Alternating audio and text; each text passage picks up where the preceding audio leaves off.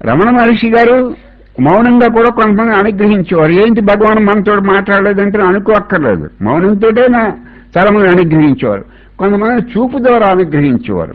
అనుగ్రహించడం అంటే ఏంటి? మిమ్మల్ని ముగ్గబెట్టడం. మనం మామిడికాయలను ముగ్గటానికి ఎలా బుట్ట కట్టుకుంటామో అలాగే మన మనస్సును తయారు చేసేవారు ఆయన. మన మనస్సుని తయారు చేసేవారు. అంటే భగవంతుల్లో ఐక్యం అవటానికి మనకి ఎటువంటి ఎక్విప్మెంట్ ఉండాలో, భగవంతుల్లో ఐక్యం అవటానికి మన మనస్సులో ఎంత పరిపక్వత ఉండాలో అది తీసుకురావటం కోసం ఒకసారి మౌనంగా ఉండేవారు, ఒకసారి చక్షు దీక్ష అలా చూసేవారు అంతే. తర్వాత భావదీక్ష. భావం అంటే ఉరికి ఆయన స్మరించుకుని, మనం ఆయన స్మరించుకోవడం కంటే ఆయన మనం స్మరించుకుంటే పని పూర్తి అయిపోతుంది.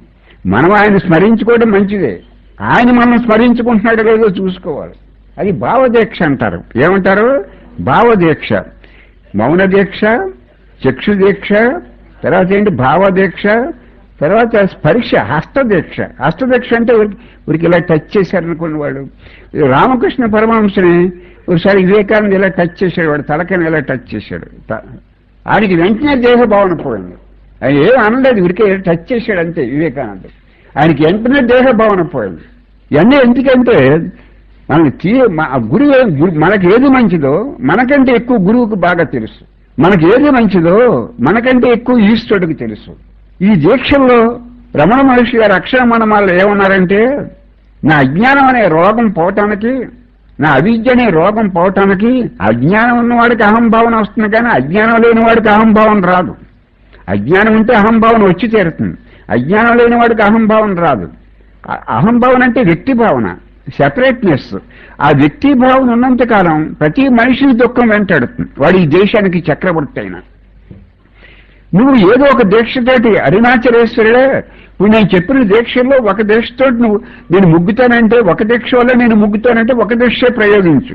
నేను ఒక దీక్ష వల్లే నేను తయారవ్వలేను అనుకో నీళ్ళు ఐక్యం అవటానికి. మొత్తం అన్ని దీక్షలు ప్రయోగించి నన్ను ఉద్ధరించి అరుణాచలేశ్వరుడా. ఒక దీక్ష సరిపోతుందంటే బస్ సరిపోతుంది, ఎనఫ్ అంటే ఎనఫ్. ఒక దీక్ష సరిపోదు అనుకో, అన్ని దీక్షలు నా మీద ప్రయోగించి నన్ను ఉద్ధరించి అరుణాచలేశ్వరుడా.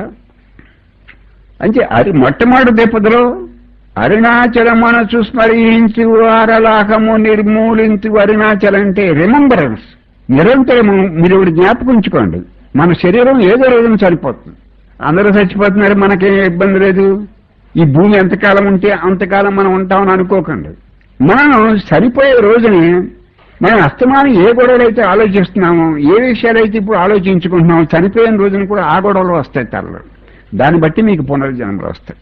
అంటే ఇప్పటి నుంచి మనం జాగ్రత్తగా ఉంటే, పవిత్రమైన భగవంతుని స్మరించుకుంటే, భగవంతుడి గురించి ఆ భగవంతుడు చెప్పిన మాటలు పరస్పరం చెప్పుకుంటే, ఆ లోపు పవిత్రమైన ఆలోచన మనకు వస్తాయంటే చనిపోయే రోజు వచ్చేటప్పటికి మంచి ఆలోచనలు వస్తాయి, మంచి జన్మలు వస్తాయి. ఒకవేళ మోక్షం రాకపోయినా మంచి జన్మలు వస్తాయి.